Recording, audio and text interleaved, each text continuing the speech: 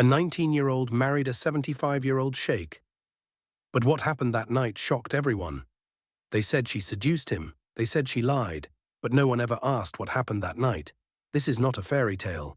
This is the story of a girl sold into silence, a man born from shadows, and a love that had to earn the right to exist. Before we start the story, write in the comments from which part of the world you're watching today. They didn't tell me until the morning we flew out. I was still in pajamas. My mother cried. My father said nothing. I thought it was a joke. Until I saw the plane.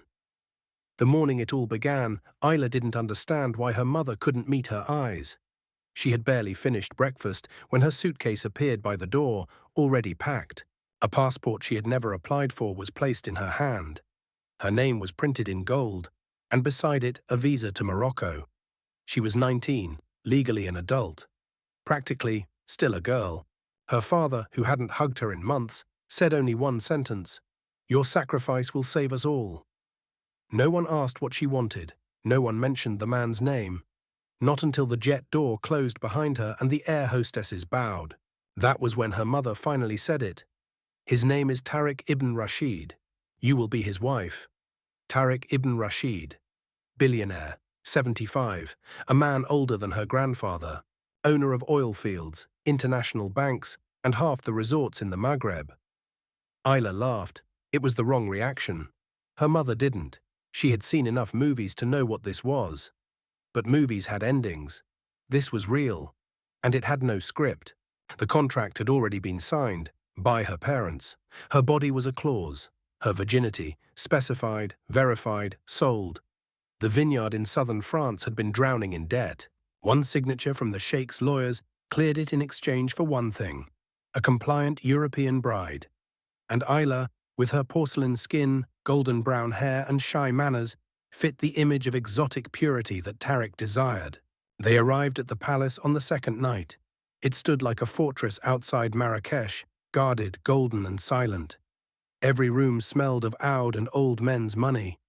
The wedding was the next day. Private, no cameras, no guests. A ring of black diamonds, a heavy white dress, a marriage license stamped by the state. That was all. At dinner she sat alone at the long table while he watched her, not hungrily, not kindly, just measured her, like a man inspecting a rare breed. That night, 2 guards escorted her to the bridal chamber.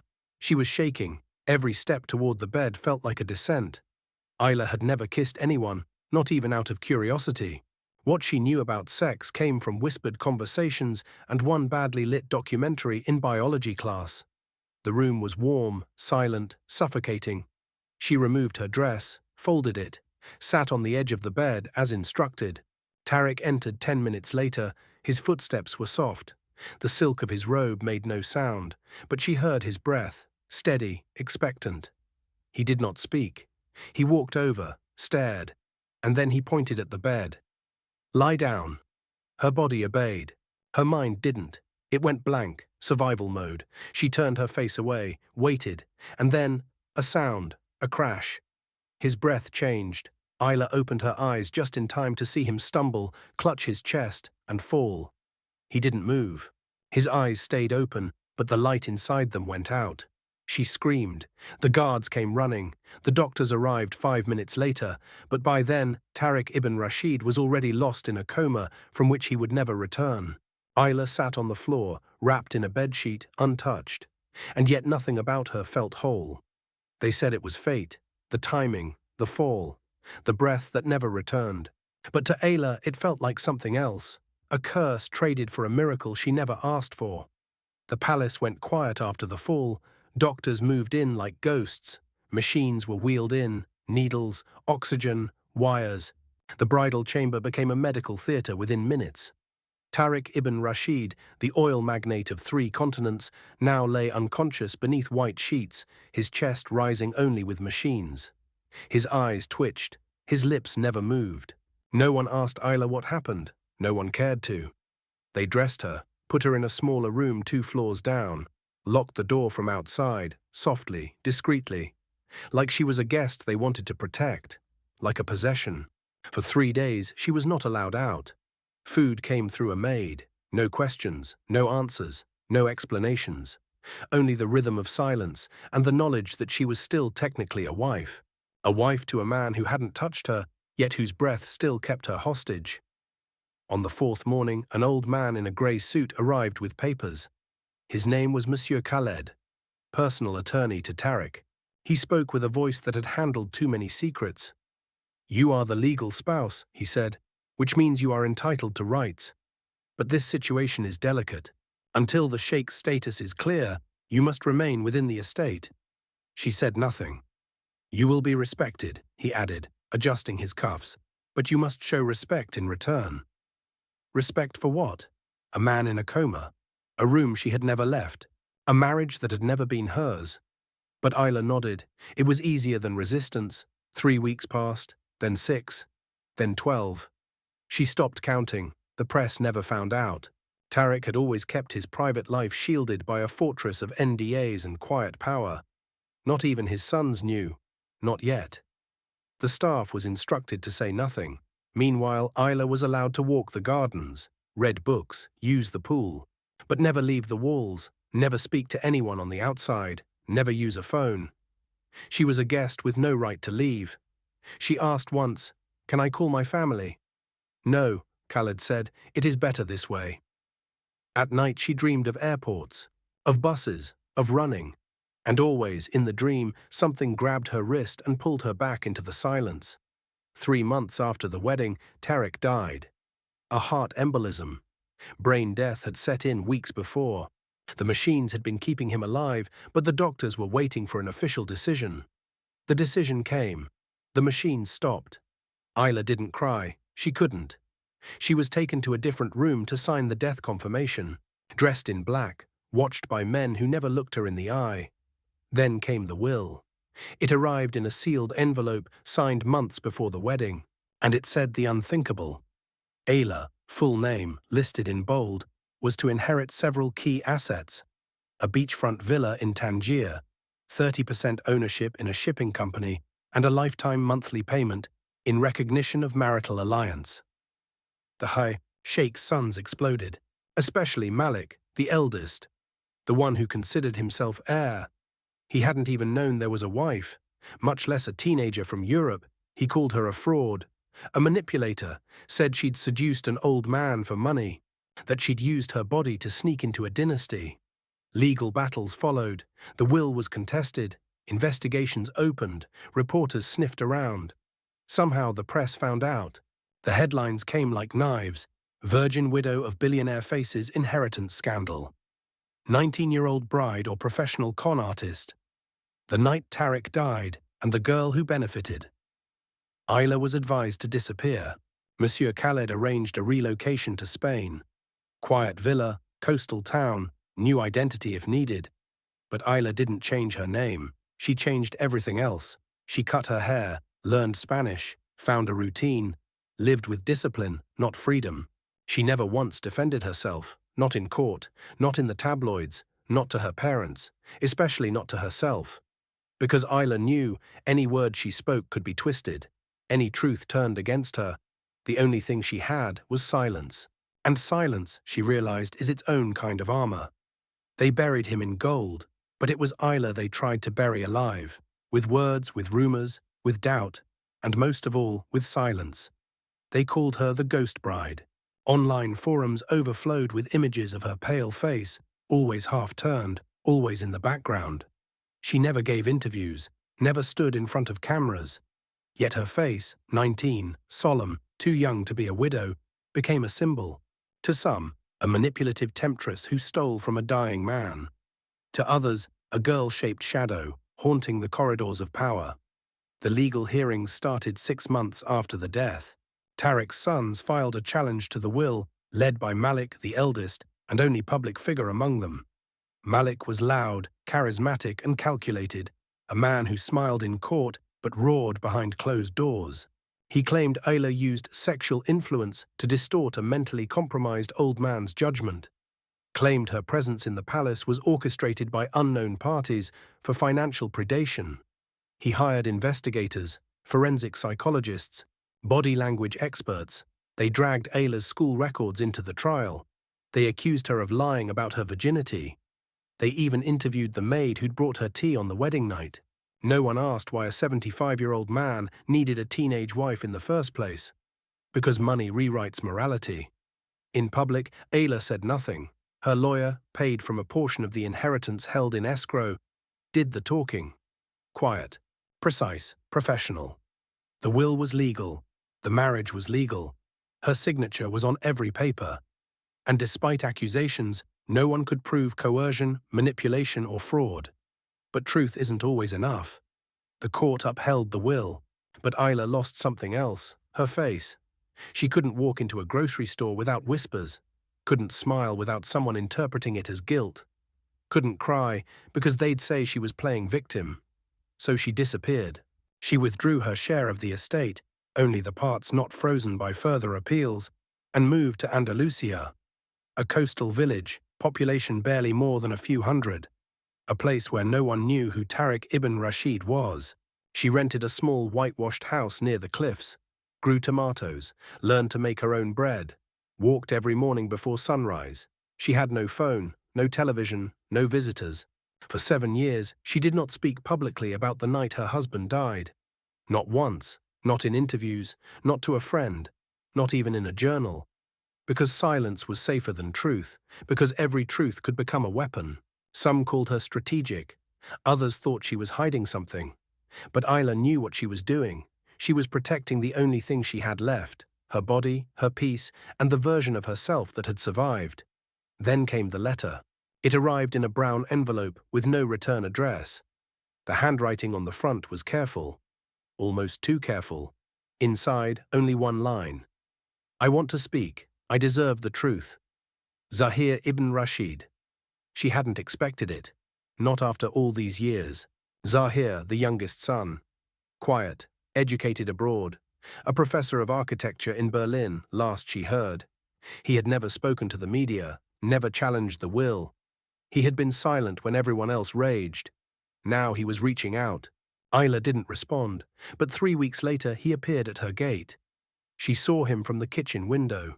He stood still, hands at his sides, eyes scanning the hills behind her house. He didn't knock, didn't call out. He just waited, and when she finally opened the door, he said only one thing. I'm not here for revenge. I'm here for answers. She stared at him, tall, clean-cut. Nothing like his brothers, a man carved from quiet steel. There was something familiar in his eyes, not softness, not threat, something searching. She didn't invite him in, not the first day, not the second. But on the third day, when she found him still there, sitting by the olive tree near the road, she brought him a cup of tea. Neither of them spoke. The silence between them wasn't hostile, it was a test. He didn't ask questions yet, and she didn't offer lies. But something shifted in those quiet minutes. Because sometimes the most dangerous thing in the world is someone who refuses to believe the version of you everyone else accepted. He came for the truth. He stayed for something he didn't understand.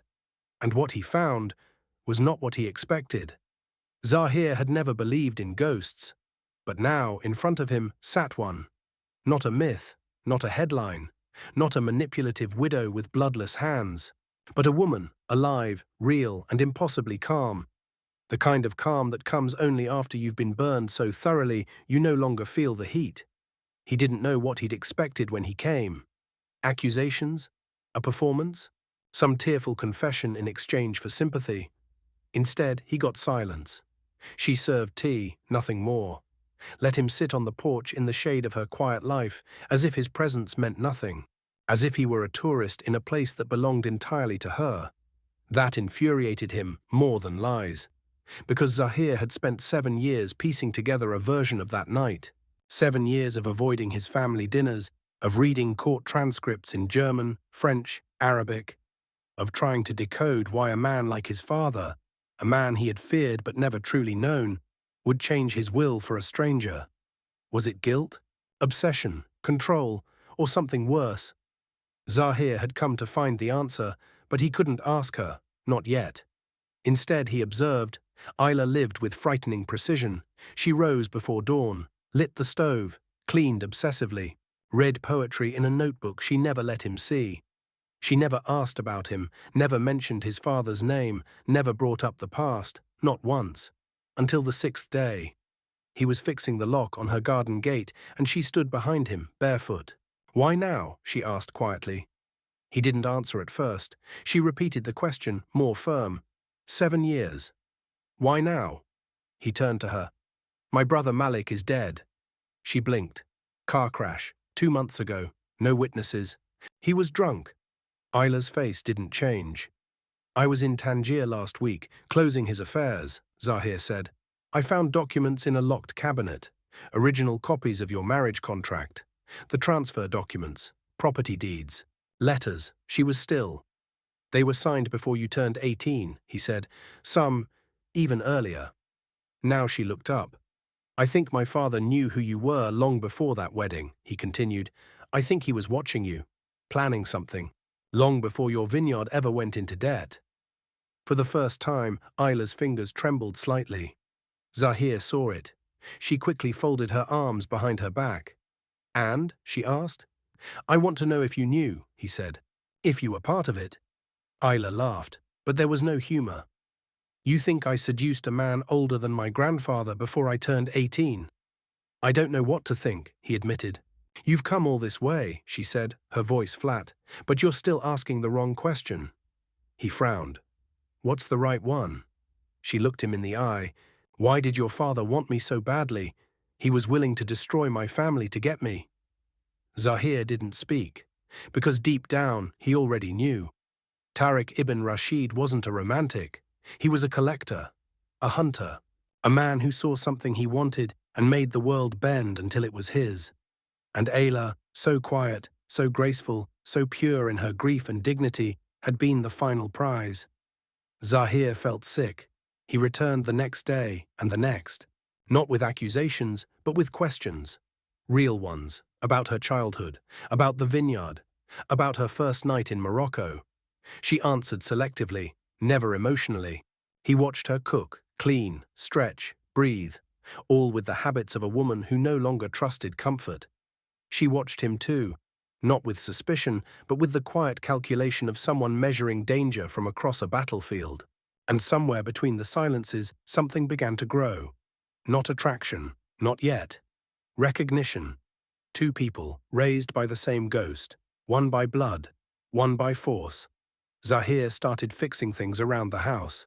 He brought her a new kettle when he saw the old one leaking. She accepted it without a thank you. But the next morning she left a book by his door, a copy of Camus' The Stranger, in Arabic. Inside she'd underlined a single line. "I opened myself to the gentle indifference of the world." He didn't know what it meant. Not exactly. But it stayed with him. That night he dreamed of his father's hands, and Isla's silence, and for the first time in his life he wished his father had never touched either of them. It didn't begin with a kiss. It began with a question, then another, then the kind of silence that waits, not demands. And that was what saved her. It was not love at first, not even tenderness. It was the absence of harm. That was what Isla noticed first, that Zahir did not push, did not touch, did not fill the air with explanations or expectations. He simply stayed, not close, not far, in the space she allowed him. And it was that space that healed more than any kindness. He started cooking, badly. She laughed the first time he burned the rice. "You don't stir couscous," she told him, barely hiding a smile. "I'm an architect, not a chef." He bought a proper pot the next day. Cooked it again, better. And slowly a rhythm formed. He stayed in a small guest house on the edge of the village. She let him visit in the mornings. They talked more, mostly about books, about cities, about nothing that could betray the weight between them. But tension always lurked. One evening, while repairing a shelf in her kitchen, his hand brushed hers. She froze. He noticed, stepped back immediately. "I'm sorry." She looked at him, unsure. "I don't want to be another man you survive," he said. She almost dropped the glass in her hand. It wasn't poetry, it wasn't even gentle. But it was honest. That night she didn't sleep. Neither did he. The next morning she knocked on his door. He opened it with the same cautious look he had carried since the first day. And she said simply, "I'm not afraid of you." He answered softly, You can be. I'd understand. She stepped inside. They didn't touch that day, didn't even sit close. But they talked for hours. She told him the real version of the night Tarek collapsed. Every detail. Not dramatic. Just true. He didn't interrupt. Didn't say I'm sorry or I believe you. He just listened. And when she finished, she cried for the first time in 7 years. Not because of what she remembered, but because someone had finally heard it. He brought her tea. She held his hand, just for a moment, and this time she didn't flinch. Their love didn't bloom. It unfolded, bit by bit, hand by hand, word by word. The first kiss was in the rain, 2 weeks later. Not passionate, just quiet. A meeting of two people who had stopped needing to prove they were alive. When he touched her, really touched her, it was not as a man claiming a right, but as someone waiting for permission he didn't assume would come. And when it did, it wasn't sex. It was surrender. Not to him, to herself, to the fact that she could want something, choose him. 3 weeks later, she knew. She told him in the garden, no big reveal, no emotion. I'm pregnant. He went still, then looked at her, not with fear, not with joy, but with something deeper. Respect. She continued, if this becomes public before the anniversary of Tarek's death, the will is void. The entire inheritance is frozen. All of it. He nodded. Then we keep it quiet. She raised an eyebrow. You don't want to run. He smiled gently. Running is for people with shame. I have none left. That night he stayed. No separation, no distance. In the dark, she whispered, if I lose it all, will you still be here? And he replied, you were never mine to keep. But now I want to be yours, if you choose me. Isla kissed him, not because she was in love, because for the first time she trusted.